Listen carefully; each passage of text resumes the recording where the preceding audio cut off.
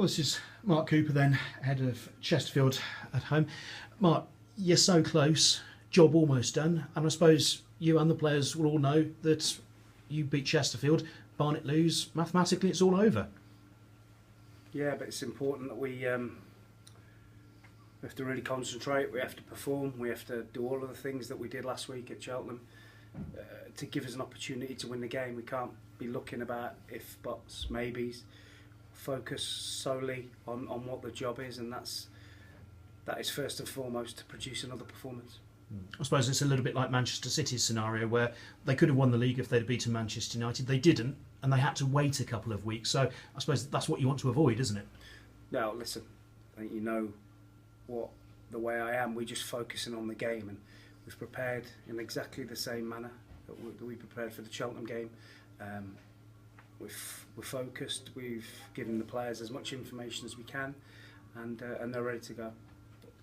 How difficult is it to change anything, or is it just a case of, look, same intensity is what I need? Yeah, that's a good word. The intensity to keep the ball out of your net, and the ability and the desire to put the ball in the opposition's net is key. And if we can produce the same level of performance, we defended very well when we had to last week. We didn't concede any real clear-cut chances. We headed lots of balls from dangerous free kicks, and we played some good football. So we've got to do all of that again, and like I say, make sure we're really intense and professional. Because it's nothing the players are incapable of doing, is it? It's just a case of, I suppose, everyone being focused and it all clicking at the same time. That's right, and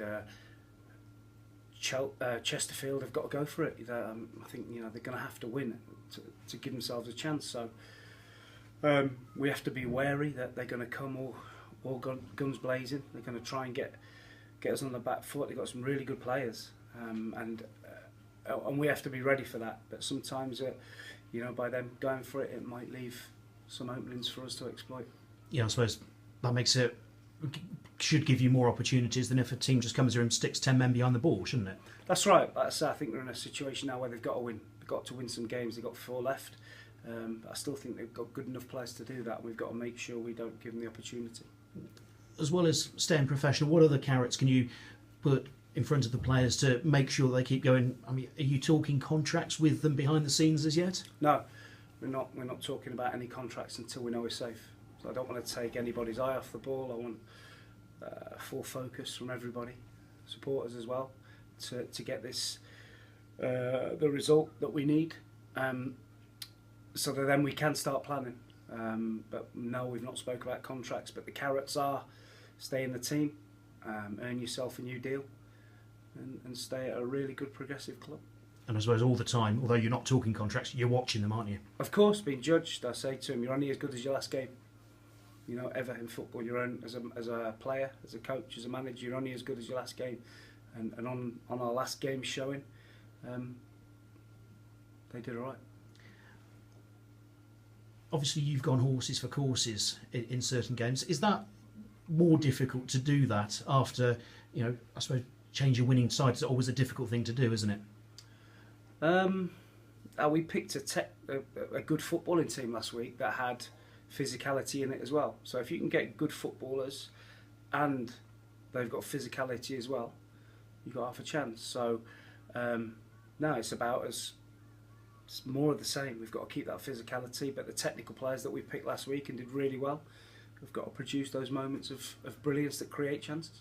And it must be really pleasing when your front three link up and produce a goal like Christian Deutsch's was.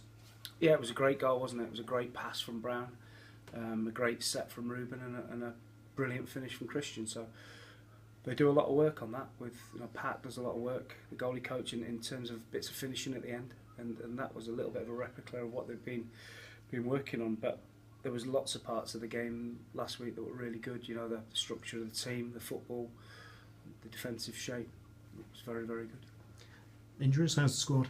Good. We're in good health. Everybody's fit and raring to go.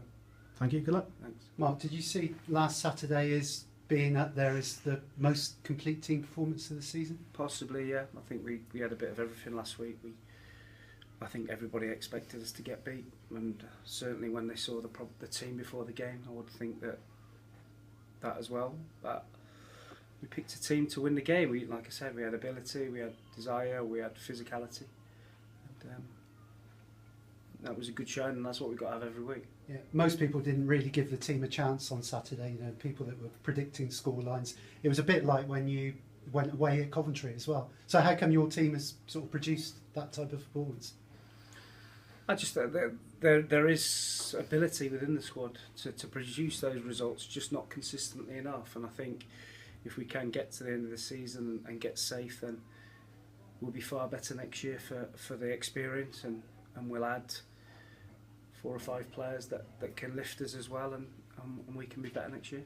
Yeah, I know you rate Chesterfield quite highly as well, so you're not going to underestimate them. No, when we played them up there, they played really well on the night, and got some good players. They've had some injuries, long-term injuries that have not helped them, but they've got some really good players. You know, the midfield player Louis Reed on loan from Sheffield United is a fantastic player.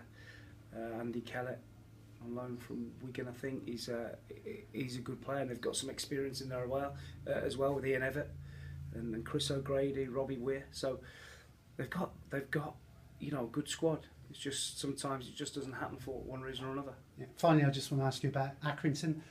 Their success, does that set a sort of template for you for next season? Not really. I think it's totally different. I think John's got a team full of like Scousers that creates that team spirit, and they're a different breed, and they've done fantastically well. You know, and full credit to them. They deserve all the credit and accolades they're going to get. They've got a group of players that stick together. They've got key players in key areas. Seem to be always produce a goal. Billy Key, you know, McConville, people like that, and fair play and good luck to them. Okay, cheers, Mark.